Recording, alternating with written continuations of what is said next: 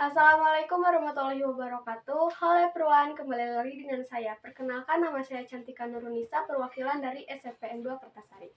Di sini saya akan mempresentasikan hasil bacaan dari buku yang telah saya baca berupa pidato. Judul buku ini adalah Berkata Baik atau Diam, yang ditulis oleh Nini Kandrini dengan penerbit PT Gramedia Pustaka Utama. Kelebihan dari buku ini adalah buku ini sangat mendorong umat Islam untuk meneladani akhlak Nabi Muhammad yang mungkin diabaikan oleh umat Islam saat ini. Padahal kegiatan yang pernah dilakukan Rasulullah SAW selalu bermanfaat dan selalu berimplikasi yang bisa berdampak positif dalam kehidupan sehari-hari.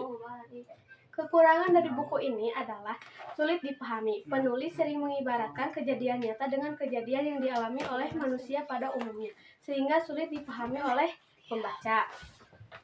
Dari buku ini saya membuat pidato yang berjudul Pidato Berbahasa Indonesia.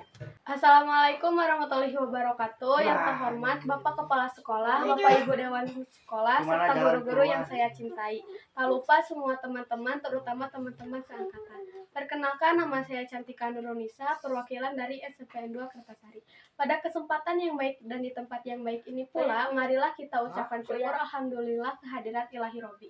Sholawat serta salam semoga tetap dilimpah curahkan kepada junjungan Nabi kita, Nabi besar Muhammad SAW. Bahwasanya kita selalu diberi kesehatan jasmani maupun rohani, di mana kita telah diberi nikmat yang diantaranya kita punya sekolah dengan guru yang penuh wibawa dan dengan penuh perhatian, serta kasih sayang kepada kita sebagai murid.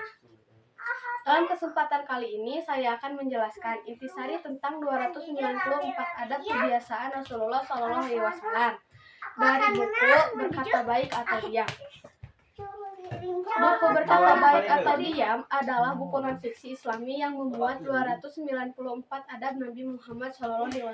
Buku ini menjelaskan adab untuk setiap nabi dengan cara yang sederhana dan jelas. Buku ini terdiri dari 17 bab. Setiap bab terdiri dari beberapa adab yang disajikan dengan hadis yang ditulis dalam bahasa Arab, artinya dan penjelasannya.